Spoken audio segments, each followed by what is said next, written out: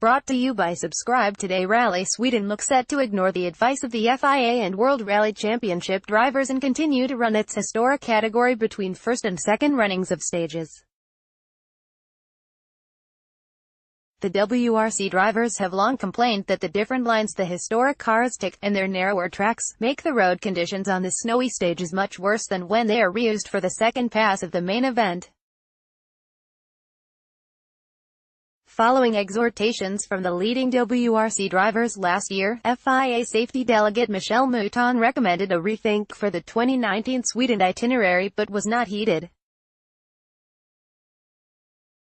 Rally Sweden CEO Glenn Olsen was adamant there would not be any change for 2020 either. If we take away the historics, the WRC cars are still behind the juniors and they don't take the same tracks, he argued. If the historics were going to damage the road or if there was a safety issue, then we'd take them away. We've had rough conditions, but I don't think it's been unfair for the WRC field, or a game changer. We lowered the number of historics from 63 last year to 50 this year.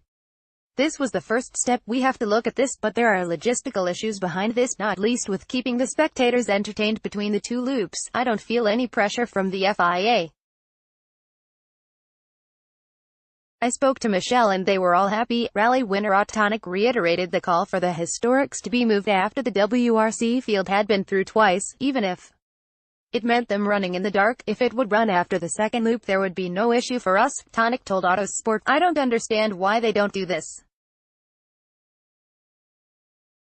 When you look back in the history, everything happened in the night. It hurts the road and the competition and everything. Autonic's Toyota teammate Jari Latvalle agreed. Despite being an ardent fan of historic rallying, it makes the road really difficult, he said. It's not good. It's so hard to hold the rear of the car in the line when the conditions are like this after the historics. I love these cars, but we have to do something. The mild conditions last weekend also put new pressure on Rally Sweden over its lack of snow and ice. All the WRC stages ran despite fears some might have to be cancelled due to stage conditions, but the historic itinerary was revised. WRC promoter chief Oliver Chesla said the weather was within an acceptable parameter for the series' sole snow rally. Let's say as long as it stays within a certain bandwidth, we are happy to stay here, said Chesla. We were not at all near the limits of that bandwidth. We want a winter rally. We want to drive on studs on ice, and we need to make sure that happens. If the climate forces us to look into alternatives, we will do that. But that's not